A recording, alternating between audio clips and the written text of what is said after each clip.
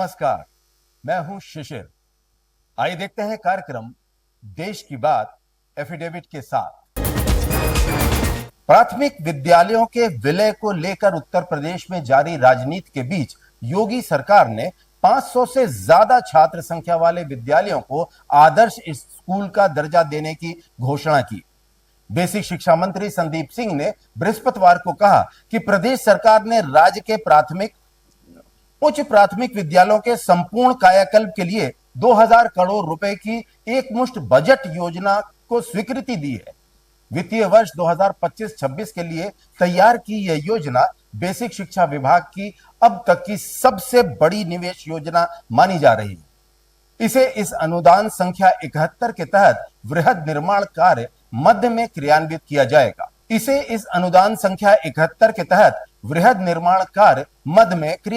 जाएगा। उच्चतम न्यायालय ने दिल्ली को निर्देश दिया है कि वह लोधीकालीन स्मारक शेख अली की गुमटी को कानून के तहत संरक्षित स्मारक घोषित करने के लिए नई अधिसूचना जारी करे। स्मारक पर विवाद तब सुर्खियों में आया जब उच्चतम न्यायालय ने डिफेंस कॉलोनी निवासी कल्याण संघ को अपनी संरचना को खाली करने और 1960 के दशक में ऐतिहासिक स्थल पर कब्जे के लिए मुआवजे के रूप में दिल्ली सरकार के पुरातत्व विभाग को 40 लाख रुपए भुगतान करने का निर्देश दिया।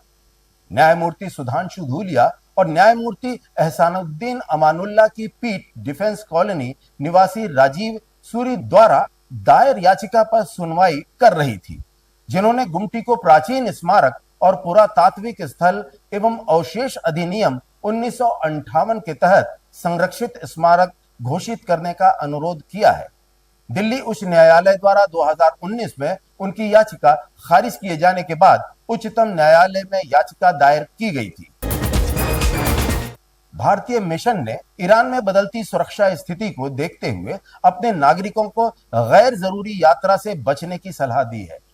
भारतीय दूतावास ने ईरान की यात्रा पर विचार कर रहे नागरिकों से कहा है कि वो क्षेत्रीय हालात पर नजर बनाए रखें और भारत सरकार द्वारा समय समय पर जारी किए जा रहे अद्यतन परामर्शों का पालन करें।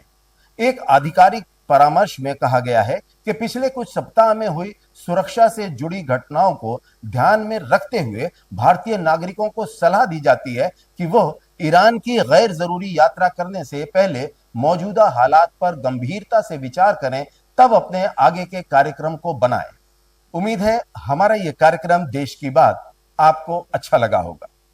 धन्यवाद।